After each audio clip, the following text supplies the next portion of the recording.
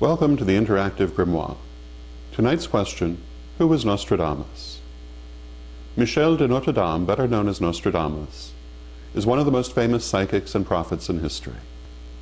Born on 14 December 1503 in the town of Saint-Rémy de Provence in the south of France, Nostredame was the son of a notary by the name of Jacques de Nostredame and his wife Renée.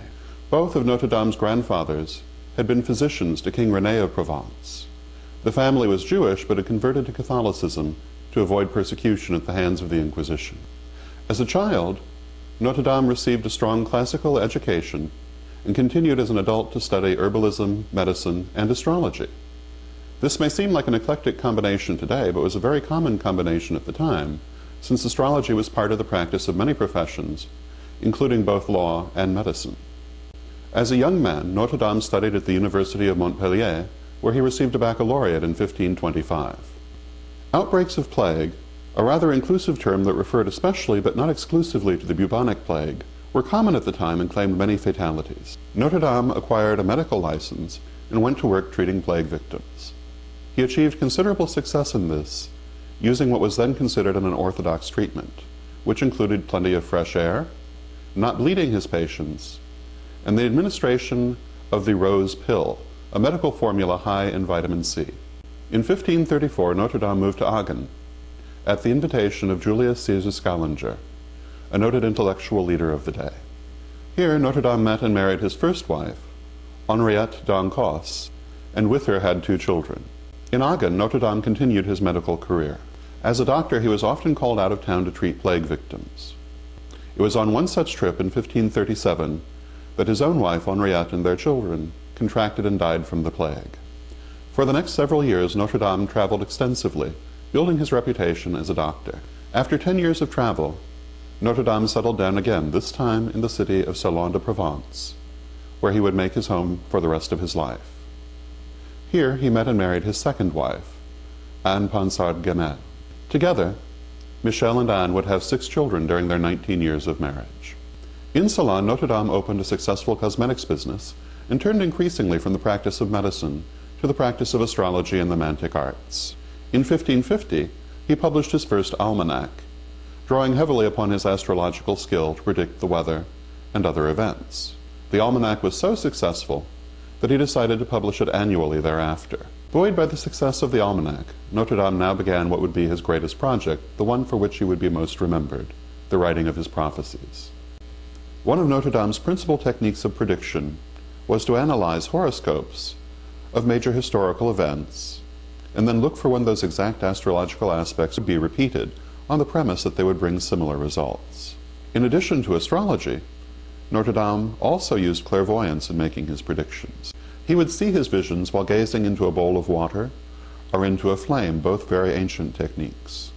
The prophecies were written down as quatrains, or 4-line verses. These in turn were organized into centuries, or groups of 100 verses.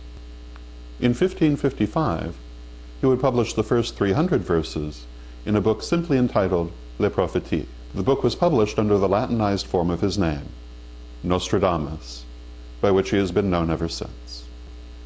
2 more books of prophecy would follow, one in 1557, and the other published posthumously in 1567.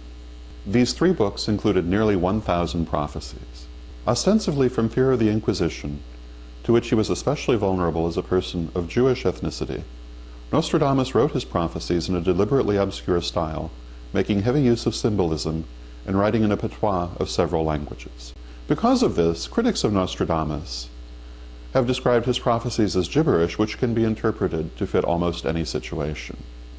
Critics often point out that Nostradamus' prophecies almost always seem to be interpreted after the event they claim to foretell, a sign, they say, that people are force-fitting the prophecies into contemporary situations. Supporters of the prophecies, however, point out that when future situations are obvious, there is not much need for prophecies about them.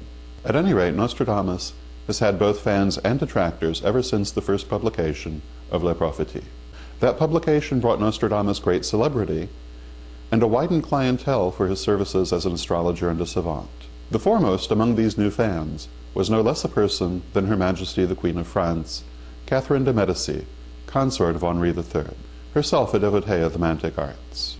In 1556, Nostradamus was invited by the king and queen to the royal court in Paris to discuss his prophecies, notably Prophecy 1.35, which supposedly dealt with the king. Prophecy 1.35 reads thusly: "The young lion overcomes the old on the field of battle in single combat. He will pierce his eyes in a cage of gold. 2 blows made one, then a cruel death." Now, in most of history, predicting the death of the king was a rather risky business, in part because such predictions were considered to give encouragement to people who might be plotting the death of the king, as people always were. But Henri II seems to have been rather easygoing on this point, perhaps because of the nature of the prophecy. Interestingly, Nostradamus was not the only seer who had predicted that King Henri would die in single combat. Luca Guarico, another prominent seer of the day, had made the same prediction. The king, however, could not imagine such an eventuality and said as much. As a king, he could only take part in single combat with another king, and this seemed so unlikely as to be impossible. The closest Henri II came to single combat was the jousting field, and the jousts were staged only for entertainment, with special precautions taken to ensure the safety of participants. Nonetheless, both Nostradamus and Guarico had predicted that the king would die in single combat. As it happened, within just a few years, King Henri did in fact die in single combat, not on the field of war, but in the joust. And the circumstances were eerily similar to those in Nostradamus' prophecy, a thing which brought the seer much increased fame. Both the king and his much younger jousting opponent used lions in their heraldic symbolism. During the joust, the king's opponent's lance shattered, and a large splinter, entering through the cage of the king's helmet, pierced his eye. The king did indeed die a slow and lingering death. This seemingly spectacular hit solidified Nostradamus' reputation as a prophet and seer. It also solidified his position as an advisor to Queen Catherine. Queen Catherine had always been well disposed to him, and shortly after that first audience, another famous story occurred in which the queen invited Nostradamus back to court to predict the futures of the royal children. Supposedly, Nostradamus greatly pleased the queen by predicting that 3 of her sons would be kings. This prediction turned out to be quite true, though not necessarily in the way the queen expected. To the queen's ears, the prophecy must have seemed to say that her eldest son, Francois, would succeed to the throne of France, as everyone anticipated, that another son would be successfully placed as King of Poland, which the royal family was already angling for, and that her youngest son, the Duke Valençon, would be successful in his courting of Queen Elizabeth I of England, and become King of England as her consort. What more could a royal mother ask? As it happens, the prophecy was fulfilled rather differently, along with a number of other prophecies Nostradamus made in reference to the royal house of Valois. The queen's eldest son, Francois, would indeed succeed to the throne of France as Francois II. However, he would also die in little more than a year at the age of 16, having had no children with his wife, Mary Queen of Scots. The second son would then succeed to the throne as Charles IX. Charles' reign was preoccupied with disastrous religious civil warfare and marked by the St. Bartholomew's Day massacre. He too would die without an heir, since the Salic law France followed forbade his daughter to ascend to the throne. A third son had in fact been placed as King of Poland, but when King Charles died, he gave up the throne of Poland to return to France, becoming Henri III. Henri III continued the disastrous civil wars racking France, and was eventually assassinated by a Roman Catholic monk. Since he died with no children, the Valois dynasty came to an end. Queen Catherine herself had died only a few months before. However, the fulfillment of these prophecies came many years after Nostradamus' own death. For the rest of his life, Nostradamus had remained in the royal favor. In 1564, he was awarded the offices of counselor and physician in ordinary to the royal family, offices which brought great prestige and considerable added income. Nostradamus had long suffered from gout, and in the summer of 1566, this developed into dropsy, the old term for edema. Nostradamus was found dead in his study on the 2nd of July, 1566. He was 63 years old. Nostradamus was buried upright in the wall of the Church of the Cordeliers in Salon de Provence according to his wishes. His wife Anne erected a marble plaque in his honor, marking the spot. Nostradamus is said to have left a curse protecting his tomb. However, this did not prevent the tomb from being opened on several occasions. In the year 1700, the city of Ceylon decided to move Nostradamus to a more prominent tomb, considering that he had become one of the city's principal tourist attractions. According to the story, considered to be an urban myth by most, when they opened the tomb, they found a medallion around his neck bearing the legend 1700. They nonetheless moved him to another more prominent wall of the church. Then, in 1791, Nostradamus' tomb was again violated, this time by Republican soldiers. The desecration of the tombs of Ancien Regime notables was a common occurrence during the French Revolution, and was considered an example of correct patriotic zeal. The soldiers broke open Nostradamus' tomb and pulled out the bones. However, they were persuaded to return the bones when the mayor of Ceylon convinced them that Nostradamus had predicted the revolution. Supposedly, the soldiers were afterwards ambushed and killed in fulfillment of Nostradamus' curse. After this, the city of Ceylon saw fit to move Nostradamus' remains to the church of Saint Laurent, where they remain to this day. Today, Nostradamus' tomb, as well as his home, are major tourist destinations in Ceylon de Provence, and his prophecies have been translated into many languages and are available around the world. But what are the prophecies themselves? The best way to evaluate the prophecies is to discuss a few of them.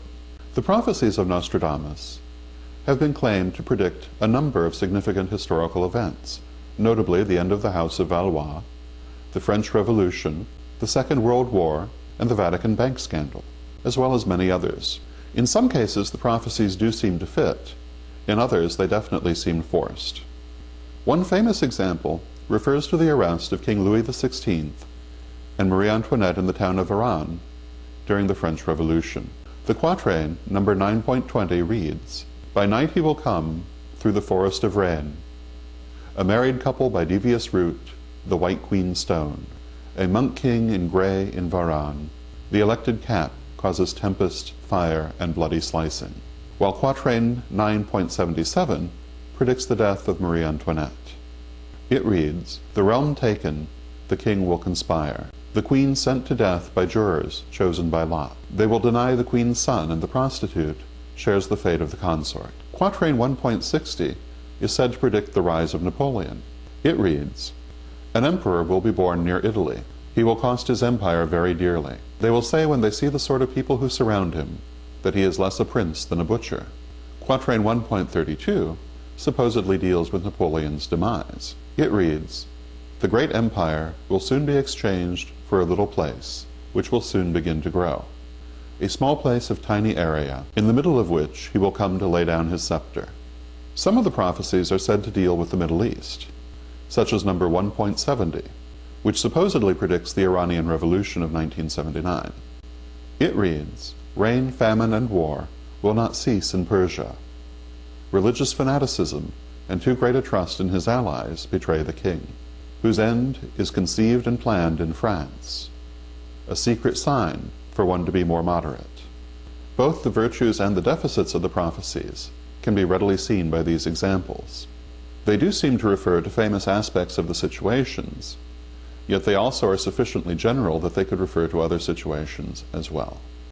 But perhaps more fascinating than the prophecies themselves is the way that they have sometimes been used for propaganda. During the Second World War, both Axis and Allied forces made use of forged Nostradamus prophecies in an effort to bolster their side and demoralize their opposition. Nazi propagandists created forged Nostradamus prophecies predicting Hitler's victory over the Allies, while the famous British Black Intelligence Group created forged Nostradamus prophecies predicting an Allied victory and Hitler's assassination. More recently, several events, including the 9/11 tragedy and the election of George Bush, have been the subject of celebrated forgeries of Nostradamus prophecies. The following false quatrain enjoyed considerable celebrity at the time of George Bush's election. "Come the millennium, month 12, in the home of greatest power, the village idiot will come forth, to be acclaimed the leader." It was, of course, a hoax, but was accepted by many as genuine. It is, in fact, partially based upon a genuine quatrain, but considerably altered from the original. So what can we think of the prophecies of Nostradamus? Obviously, it's a matter of personal opinion. The only sure prophecy about Nostradamus is that people are destined to disagree about his prophecies for some time to come. This has been